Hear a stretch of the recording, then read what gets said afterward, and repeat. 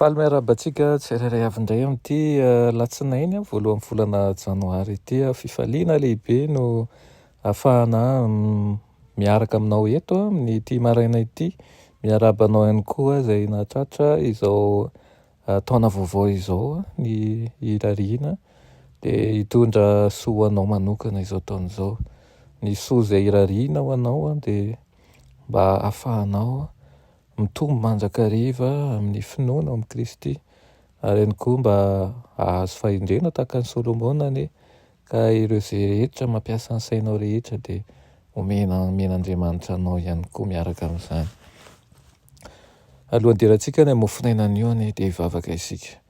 Ry Andriamanitra tsara indrindra, mbola misaotra anao izay noho ny amin'ny fotoana izay omenao anay an'io, misaotra ihany koa ny amin'ny tombonandro, misaotra ny amin'ny taona vaovao, misaotra tompony amin'ireo harena izay omenao anay. Eny fa na dia ny fahaizanay miaino izao fandaran'izao ara dia efa fahasoavana avy aminao. Tia apetraka felan-tananao ny momba anay rehetra izay. Andray ny teninao izay dia aoka izany no vato fantsiky ny fiainanay mandritra nyity taona vaovao ity, ka tsy salasala izay ny mahakasika anao satria ny fitantananao dia azo mantoka tokoa.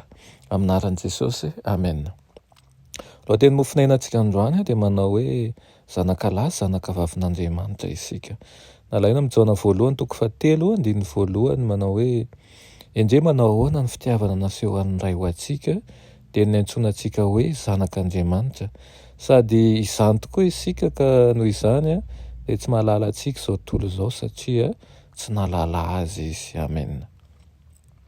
Raha nandinika ny fitiavan'i Kristy Jaona dia ny loham-bava hoe endre manao ahoana ny fitiavana naseho ny ray ho antsika dia ny antsoinantsika hoe zanak'Andriamanitra. Ho an'ny ankamaroan'ny olona dia tombontsoa manokana ny mahita olona anankiray avy amin'ny fianakavian'Andriana, ary anarivon'ireo mandeha dia mandidy lavitra mihitsy izany mba hahita olona anankiray tahaka an'izany.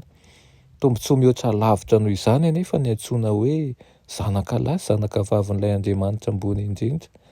Moa misy tombontsoa lehibe kokoa azontsika atolotra hoe mihoatra noho ny fahafahantsika ho isan'ny fianakavian'ilay mpanjaka.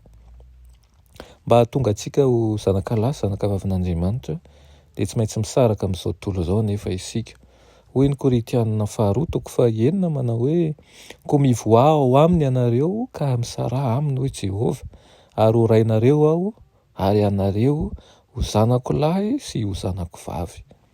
Manana lanitra hitodiana isika sy satroboninahitra horombahana izay mandresy ihany anefa nomena valosoa izay mahazo ny lanitra dia tsy maintsy voatafy ny akanjom-pahamarinana, ary izay rehetra manana an'izany fanantenana miorina amin'izany ozy izy dia manadio ny tenany mba hadio tahaka azy.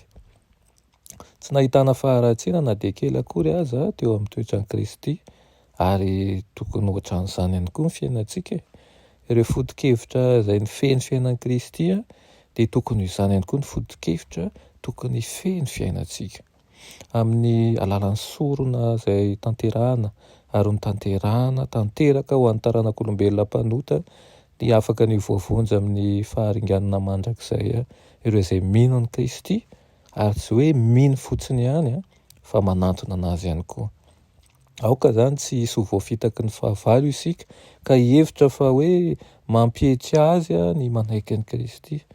Na tohina talenta, na tohina ihany koa ny fahaiza-manao, ary na tohina voninahitra izay mety hananantsika dia izy rery ihany ny afaka hamonjy antsika.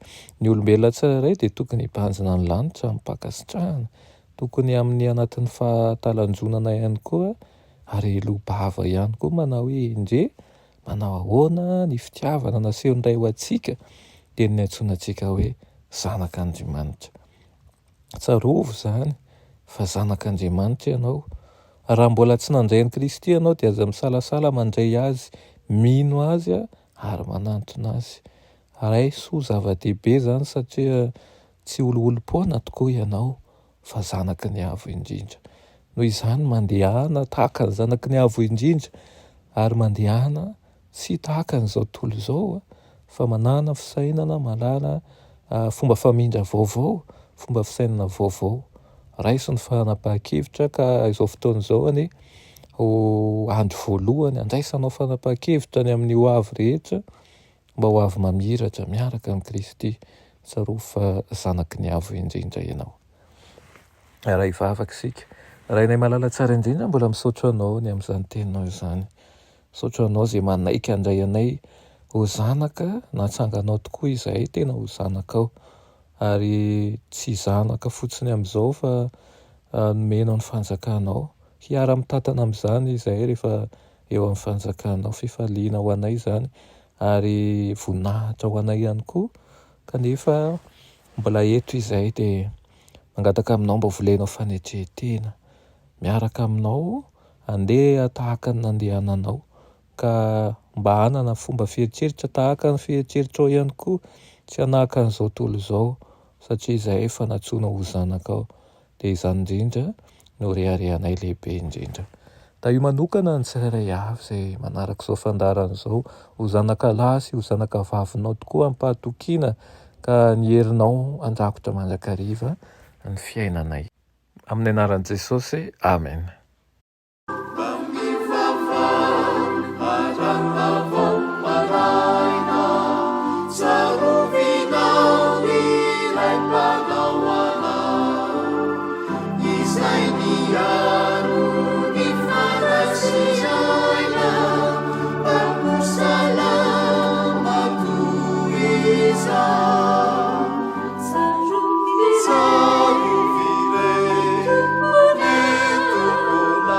Setiaro